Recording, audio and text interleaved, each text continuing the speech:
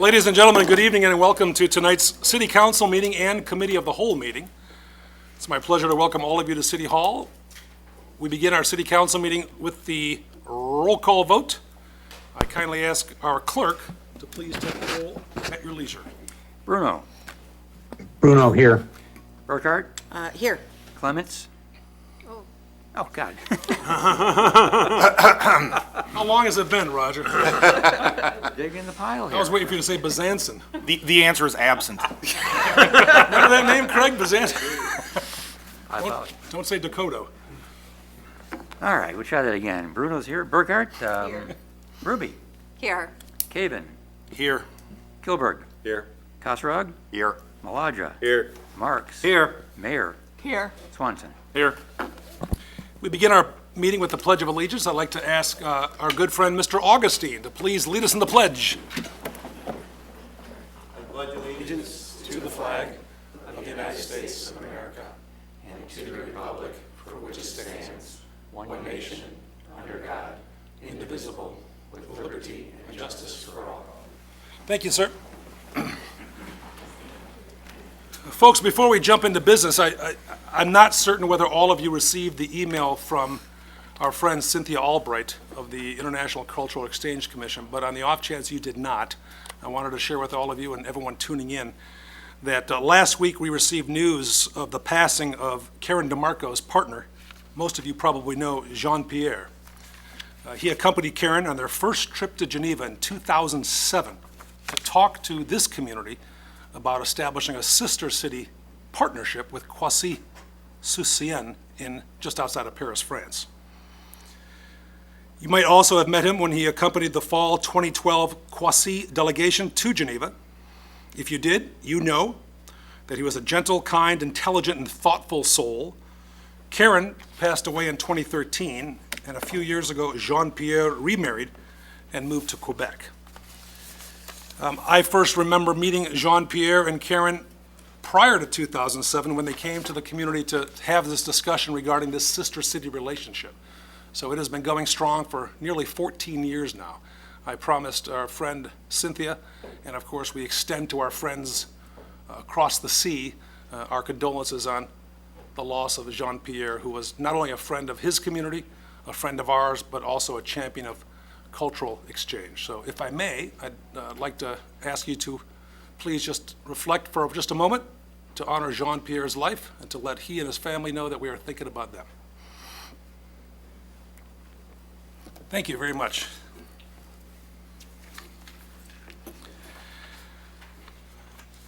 Item 3, folks, items of business.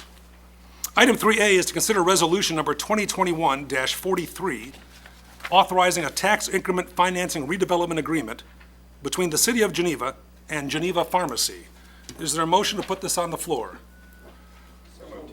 Motion by Kosrog, seconded by Alderman Kilberg. Bruno seconds. Ms. Dawkins, anything else to add? Ladies and gentlemen from the dais, any questions or comments regarding this matter? Our Director of Economic Development is available. We have questions, if you have any, for the City Attorney or Ms. Dawkins. Hearing none? Oh, yes. Alderwoman Burkhart. Thank you. Could Mr. Bush come up to the podium? Thanks for being here again. Glad it'll be an earlier night for you tonight. So I just wanted to clarify something that we talked about last week, which was, you know, on one of the slides, it talked about how this could bring $4,000 to $5,000 a month to Geneva. But that's, you were talking about the taxes that the store could bring in if compared to Riley, is that right? Was the projected sales tax revenue once the store has been opened and reaches, an incremental point of steady state. But the way the states handles sales tax for pharmaceuticals, Geneva wouldn't get any of that money, would it? It really goes all to the state?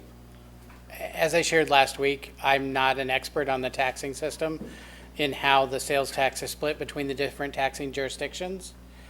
All I can speak to is what I project to be our contribution back to the taxing authorities through the sales tax that we generate. I would defer to the city attorney, to the finance department, actually, if they could help to answer your question more precisely about how that sales tax revenue is split between the different taxing jurisdictions. Prescription drugs are taxed less than over-the-counter items. We will carry both within our pharmacy. So we will have medical devices and medical products that classify as over-the-counter items. And then we also have many prescription products that are taxed at a lower rate in the state of Illinois.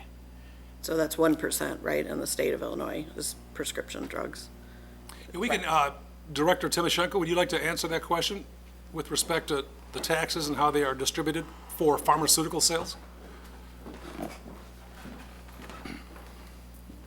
Thank you.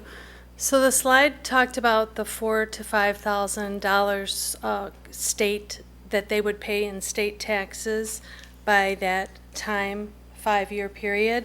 We did not calculate what that would mean for the taxes paid to the city of Geneva because we don't know how those sales will be divided. What Mr. Bush said is accurate. If they are pharmaceutical sales, they will be at the lower tax rate, and then a certain amount will come back to the city of Geneva.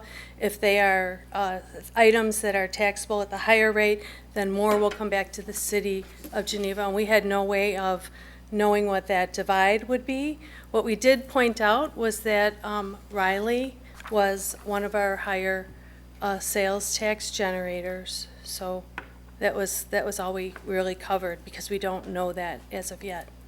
And so the city of Geneva did get sales tax from Riley? Yes. But Riley's did sell a wider variety, I think, of products maybe than what Mr. Bush is talking about in terms of, they did have the cards and the candy and along with a lot of medical equipment. But, does our city administrator know how much we get out of that 1%? I'm sorry, I don't know on the 1%. I know on the other, we get 1%, plus we get our 0.5% home rule and our 1% non-home rule tax, and then our 1% from the state. On over-the-counter drugs too? And again, I didn't know that question, I'm sorry, was coming tonight, or I would have had that answer prepared for you. So I'm trying to look as we speak. Okay, very good. Thank you.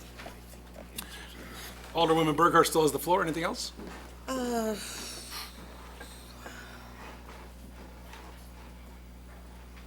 I guess, Mr. Bush, where do you stand on construction and where are you in terms of, you were hoping to maybe be open by mid-July, you said, did you say mid or end July maybe perhaps? Mid-July at the latest. Okay. So we were contacted twice last week by the Board of Pharmacy, the Illinois Board of Pharmacy, asking us to schedule our opening inspection. Thankfully, we have a great relationship with them, and we let them know that we're still renovating the property, so we're not ready to schedule that. But usually that is the rate limiting step because they only have a limited number of inspectors for the entire state with respect to the construction process. Anyone who has driven by the property recently would see that we're making substantial improvements on a daily basis. In fact, we're expecting to put the new roof on tomorrow. So again, we are still on track to finish our construction work and be prepared to open pending successful outcome of the state inspections and our building inspections and approval for our business license with the city of Geneva the second week of July. Very good. All right. Thank you. Anyone else from the dais before I ask anyone who is joining us remotely? Alderman Bruno, anything, sir? Nothing for me, thank you. We have a motion by Kasserag, a second by Alderman Kilberg. This is on the tax increment financing agreement between the City of Geneva and Geneva Pharmacy. A simple majority, of course, folks, carries the day. With that, I ask our city clerk to please take the roll call. Bruno, Bruno, aye. Burkhart, Nay. Ruby, Aye. Caven, Aye. Kilberg, Aye. Kasserag, Aye. Maladra, Aye. Marks, Aye. Mayor, Aye. Swanson. Aye. The vote is 9 in the affirmative, 1 in the negative. The matter has passed. Thank you, sir. Item 3B, folks, is to consider resolution number 2021-44, authorizing a tax increment financing redevelopment agreement between the City of Geneva and Coldwell Banker Real Estate Group. Is there a motion to bring this matter to the floor? Alderman Maladra makes the motion, Second. and seconded by Kasserag. Ladies and gentlemen from the dais, any questions for Director Timoshenko, City Administrator Dawkins, City Attorney Sandak? Seeing none and sensing none. Mr. Clerk, please take the roll call. Burkhart, Nay. Ruby, Aye. Caven, Aye. Gilbert, Aye. Kasserag, Aye. Maladra, Aye. Marks, Aye. Mayor, Aye. Swanson, Aye. Bruno. Aye. Bruno, aye. With 9 votes in the affirmative, 1 in the negative, the matter captured under item 3B, the tax increment financing redevelopment agreement with Coldwell Banker and the City of Geneva, has been adopted. We're at the item with respect to public comments and new business. Anyone joining us this evening? Any public comments, questions for the council? Mr. McCready, anyone joining us online? No one joining us virtually this evening. Any emails to share the heading with this body, Ms. Dawkins? New business, ladies and gentlemen.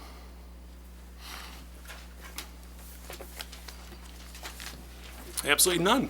With that, I'll entertain a motion to close the city council meeting. Alderman Swanson makes that motion. A voice vote is sufficient to close this meeting. All in favor, please indicate by saying aye. Aye. Anyone opposed, say Bruno, nay. aye. Unanimous. We will take just about a minute, folks, to transition to the committee of the whole meeting. We'll take 1 minute. We'll be back here in 20. Ladies and gentlemen, now moving it forward to our committee of the whole meeting. It is called to order, and let the record show that all the committee members are either present or joining us virtually. Item 2, items of business. Item A, consider draft resolution authorizing the execution of a contract with Strata Construction for the 2021 sidewalk and curb maintenance project in an amount not to exceed $50 million, $50,000.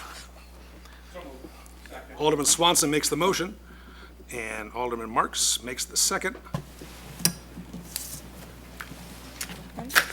So this project entails the removal and replacement of defective sidewalks, curbs, and curb ramps around the city. For those interested in a list, that was included with the questions from last week that were posted to the city's website. 5 bids were received and are summarized in the bid tabulation in the packet. Strata Construction Company's bid represents the low bid. They've done this type of work for the city in the past and have performed satisfactorily.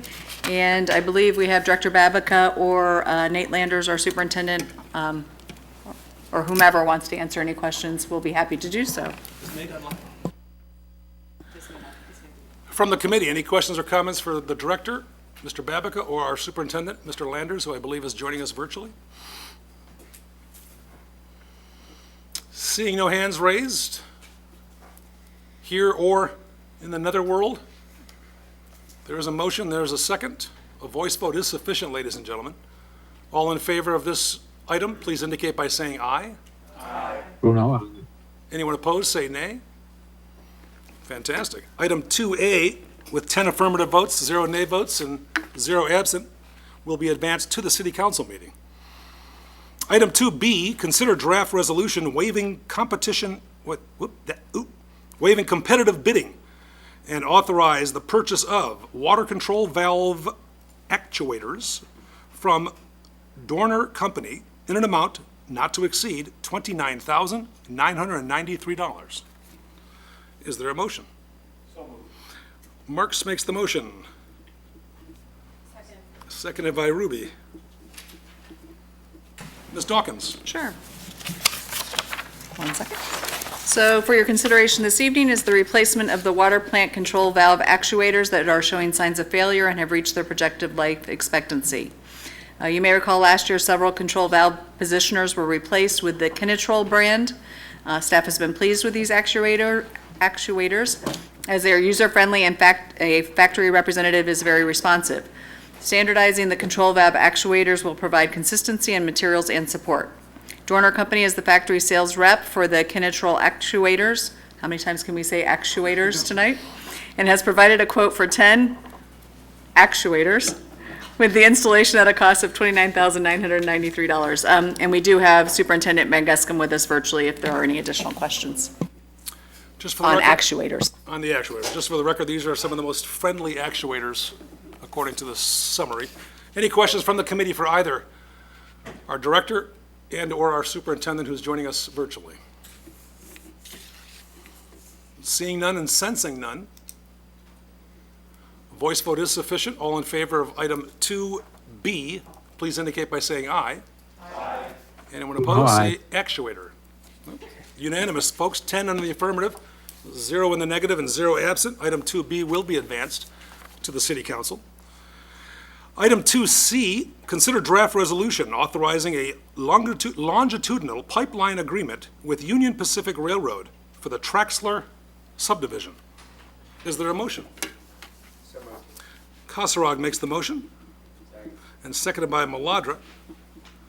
Ms. Dawkins. Okay, so a new water main connection is required for the Traxler subdivision at the south end of the property. Due to the proximity of the existing water main to the Union Pacific Railroad, a pipeline agreement is required.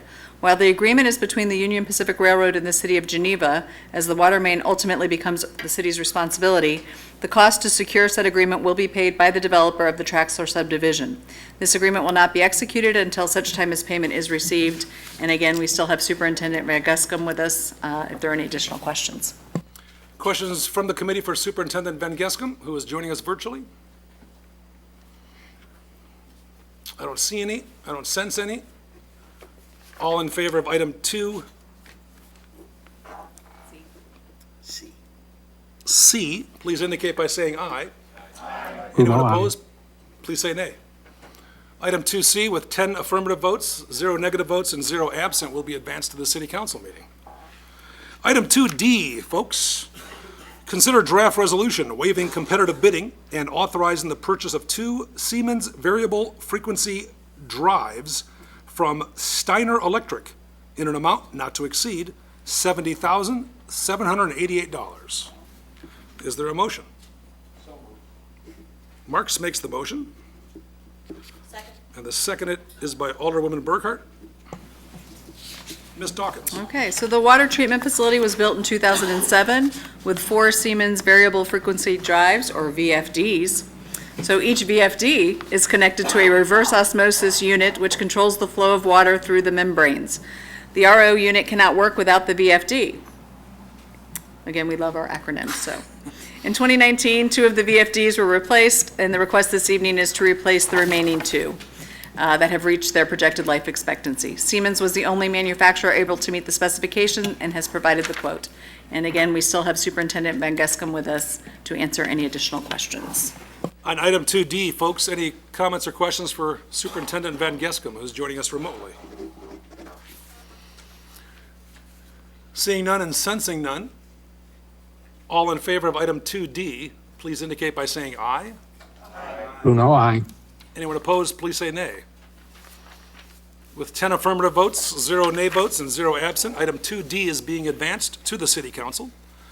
Item 2E, consider draft resolution authorizing the purchase of 4 Gray's portable lifts from HGAC Co-op in an amount not to exceed $43,634.85.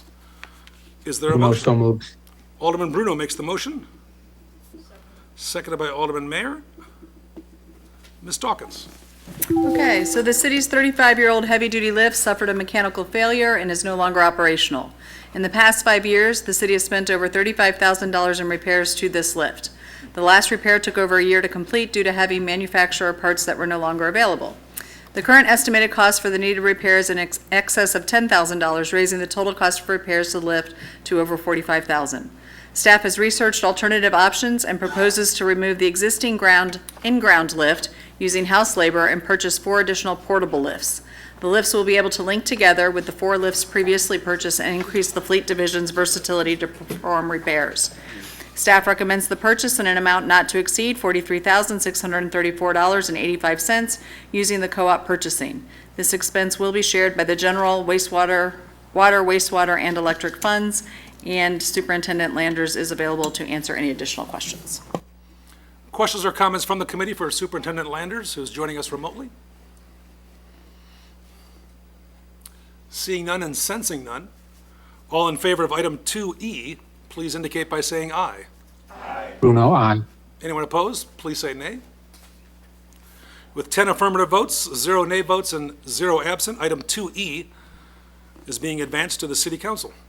Item 2F, consider draft resolution authorizing the execution of an intergovernmental agreement between the City of Geneva and the Illinois Department of Transportation for maintenance and energy costs for traffic control devices on state highways within the City of Geneva.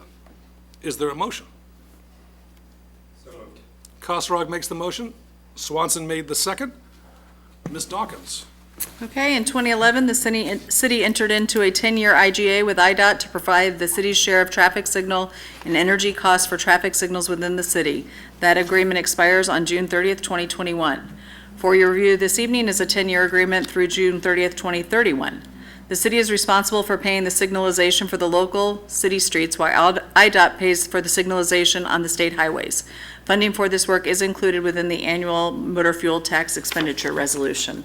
And Director Babica is with us this evening to answer any additional questions. Questions or comments from the committee for Director Babica? Seeing none and sensing none, all in favor of item 2F, please indicate by saying aye. Bruno, I. Anyone opposed, please say nay. With 10 affirmative votes, 0 nay votes, and 0 absent, item 2F has been advanced to the City Council. Item 2G, consider draft resolution authorizing the execution of a master license agreement for wireless attachments to utility poles with new Singular Wireless PCS LLC. Is there a motion? Motion by Alderwoman Ruby, excuse me.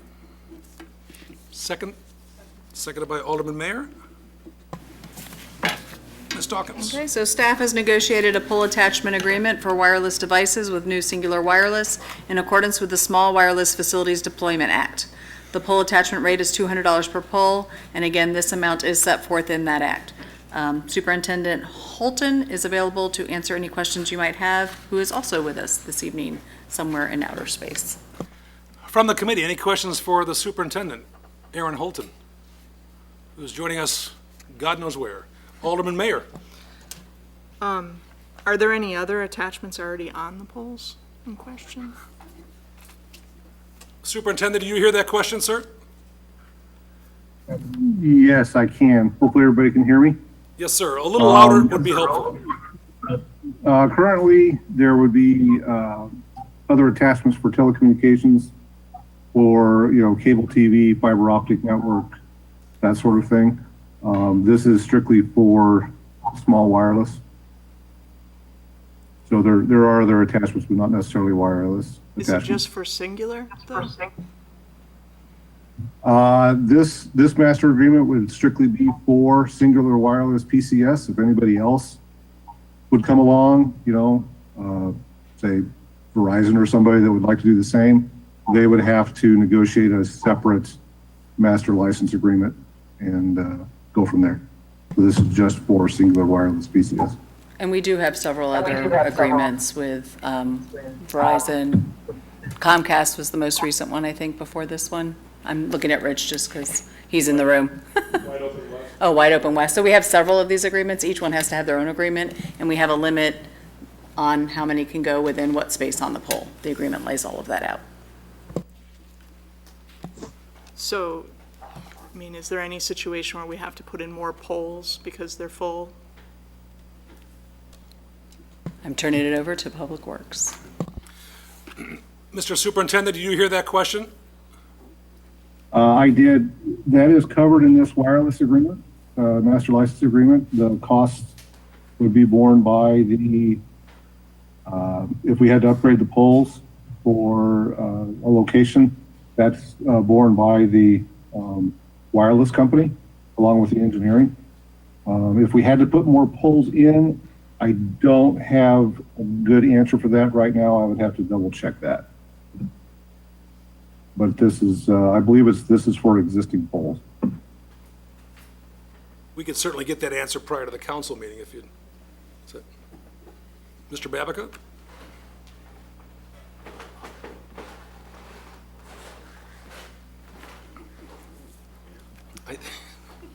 If the utility was forced to install another pole, that's also addressed within the agreement. But if there was not a utility pole convenient for their location, that is handled through the city ordinances for small wireless installations. Clear answer for you, Alderman Mayor? Anyone else? Alderman Bruno, sir. Thank you, Mayor. I guess this would be for anyone on staff. The fact that this is deployment under the Small Wireless Facilities Deployment Act, it doesn't specify that it's related to a 5G rollout, but I would have to expect, is it safe to assume that this is for a theorized 5G rollout through Singular Wireless? Superintendent Holton? I think that's a safe assumption. Did you hear that, Alderman Bruno? You believe that's a Yes, safe thank you. assumption? That's it.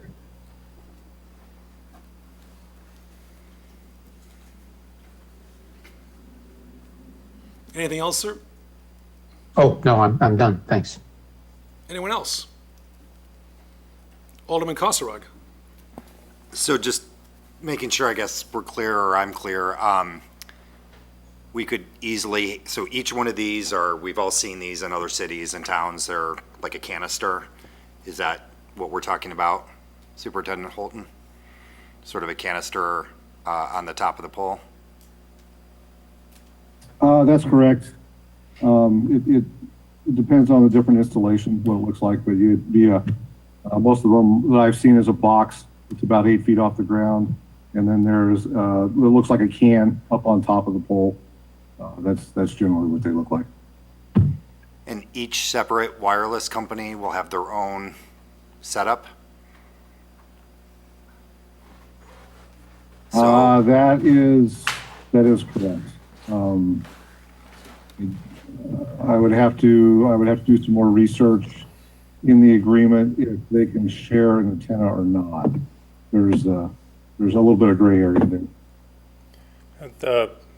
This covers, the existing city code covers a lot of this already with old language that was adopted about 3 years ago, if I remember correctly.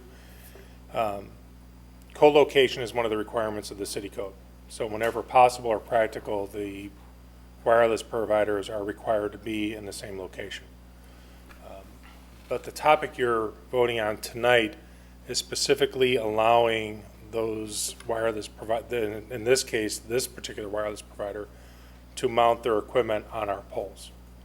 So the city code is the overriding general authority on all matters, including co-location and visibility and issues within certain districts of the community. But this specific agreement relates it to putting it on the wooden poles. The wooden poles. The wooden utility poles, owned by the city of Geneva. Okay. I guess, I don't know why, but I somehow was just surprised, I guess this isn't a question, but just a comment that, I've obviously been looking at 5G everywhere I go, and I don't see poles like full of these canisters. I see one or with an antenna or something like that. I guess I'm just surprised at the proliferation of them that we might expect based on this. Well, that would also Or mean do you think I'm somehow misunderstood on how the 5G works? No, but I think that also means that myself and my counterparts in other agencies are doing their jobs and keeping them aesthetically, as much as possible, pleasing. Okay. Does this agreement in any way cover the mailbox size powering units that are on the ground level? Or is that covered in other parts of the city code that we did a few years ago? Do you guys know what I'm talking about? Anybody? We talked about it in I'm PZC waiting for during Aaron on this one. the small wireless. Superintendent Holton, are you clear with that question, sir? I believe so. You're talking about like if it had a separate box mounted at ground level. Is that what we're asking about? Yeah, it was my understanding back when PZC did this a few years ago that each one of these need to be powered, and there would be a generator located on the ground level next to each pole. That was about the size of a mailbox. I just sort of remember that general size reference. Or I guess my question is, am I confusing issues here somehow or another? There's a lot of overlap, and probably the simplest way I could maybe assuage your fears is if you go to the intersection of Sandholm and Route 38 on the southeast corner, there is our first wireless that was actually permitted through the city of Geneva. And our city code does require an external power supply. And the reason for that is primarily it's to ensure the safety of our staff. That if we ever have to de-energize whatever equipment's on one of our utility poles because we have to service something on our utility pole, we have the right to de-energize their equipment right then and there to make it safe for our linemen to do their job. So the other issue is it clearly defines who has ownership of that electrical feed that's feeding this equipment. This is a little different because it's actually going to be on our pole, so there still will be a disconnect switch on the pole to sever that power supply if and when needed. And if I may add, the agreement, section 6.4, talks about ground-mounted enclosures and where they can and cannot be placed, and that they need prior written authorization. I guess I was more trying to picture as you add another canister, another antenna up here, are you adding another power source down here? Does each one have its own power source? Again, it's site-specific, and each one is engineered and designed specific to the site. So there could be some instances, yes, where there is additional equipment on the ground, but as the agreement stipulates, as well as the city code stipulates already, they cannot mount equipment that can create a line of sight issue for traffic at an intersection, for example. They cannot block the sidewalk. If they have no choice of mounting the equipment there where it does create an issue, it has to be buried underground. There are screening requirements that have to be included. So a lot of that is already addressed by the existing city code. And as each of these come in, literally they go through an independent engineering review site by site by site. So while they can apply for 100 permits at one time, each application is designed site-specific to that application. And that's where we take our time with our engineering review, looking at what the city code says, what this agreement says, and what's the best practice. Okay. Under the, I'm not indicating that I would vote no, but I'm just wondering, under the Small Wireless Deployment Act, can we say no to this? Not very easily, no. Okay. I mean, it's pretty much spelled out what we have to do. Right, And so right. what we've done is we passed our city code that helps to make that easier or more palatable, but ultimately, we have to approve these. This allows us to actually collect the fee. Right. If we don't pass this, they don't pay us to put on our poles. Gotcha. I guess my concern just for now is how do we control the proliferation, but I guess we'll figure that out, and maybe state law will oblige with us as we go on. So I think those are all my questions. Thank you.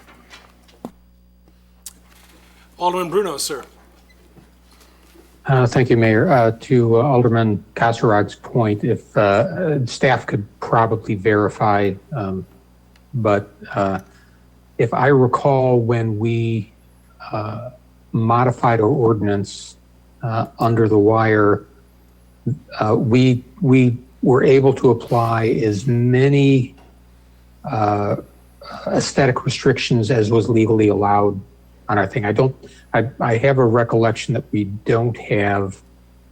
won't see like 8 different boxes on a given pole. I think they would, well, I don't know how they do it, but I seem to recall that we've minimized that to the extent that we could legally. Thank you. Anyone else from the committee? Ladies and gentlemen, on item 2G, all in favor of this motion, please indicate by saying aye. Bruno, aye. Anyone opposed, say nay. With 10 votes in the affirmative, 0 in the negative, and 0 absent, item 2G will be advanced to the City Council. Item 2H, consider approval of revised mission statement for the Electric Division of the Public Works Department. To put this matter on the floor for discussion, I'll entertain a motion. Motion by Bruno, Alderman so moved. Swanson, seconded by Alderman Bruno. Ms. Dawkins, anything you want to add other than what's No, presented? As directed, staff proposed a revised mission statement, and it's before you in the packet this evening. Comments or questions, ladies and gentlemen? Yeah.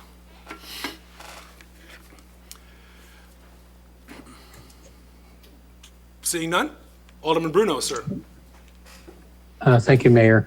Yeah, I think I like what's there. I wished it could say something more, but I think realistically and mechanically to enact this, I don't think we can be more specific. And I think it's up to us as a body to give guidance to way reliable, sustainable for staff. So yeah, I'm in favor of it. Thanks. Thank you. Anyone else on the committee? We have a motion and a second, folks, on item 2H. That is to accept the revised mission statement of the Electric Department. All in favor, please say aye. Bruno, aye. Anyone opposed, please say nay. With 10 affirmative votes, 0 nay votes, and 0 absent, this item will be advanced to the City Council. Mr. McCready, anyone online wishing to comment? No one joining us this evening. And Ms. Dawkins has indicated there's no emails to read for the record. Anyone from the committee? Any new business, any questions, anything you want to bring up?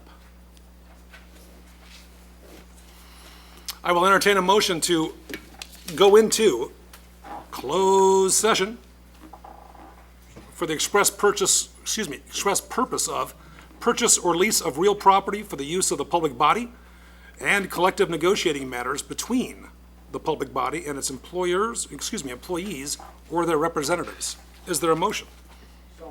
Alderman Marks makes the motion. Alderman Mayor makes the second. A roll call vote would be appropriate. Mr. Clerk, whenever you're ready. Ruby. Aye. Caven. Aye. Gilberg. Aye. Kasserag. Aye. Maladra. Aye. Marks. Aye. Mayor. Aye. Swanson. Aye. Bruno. Bruno, aye. Burkhart. Aye. In just a moment, folks, we're going to have Mr. Collins, our IT manager, go dark on the meeting. Before then, the microphones are still on, so cautionary tale. We're going live, folks. A motion to return to open session is in order.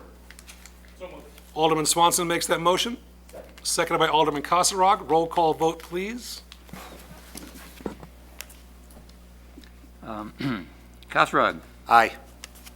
Maladra. Aye. Marks. Aye. Mayor. Aye. Swanson. Aye. Bruno. Bruno, aye. Burkhart. Aye. Ruby. Aye. Caven. Aye. Kilburg. Aye. Did I miss anybody? I don't think so. Okay. We're back in open session, ladies and gentlemen. Any last-minute questions, comments for the benefit of the group and the community? If not, a motion to adjourn this committee of the whole meeting is in order. Alderman Marks makes that motion. All in favor of adjourning the committee of the whole meeting, please indicate by saying aye. Aye. Bruno, We are adjourned, ladies and gentlemen.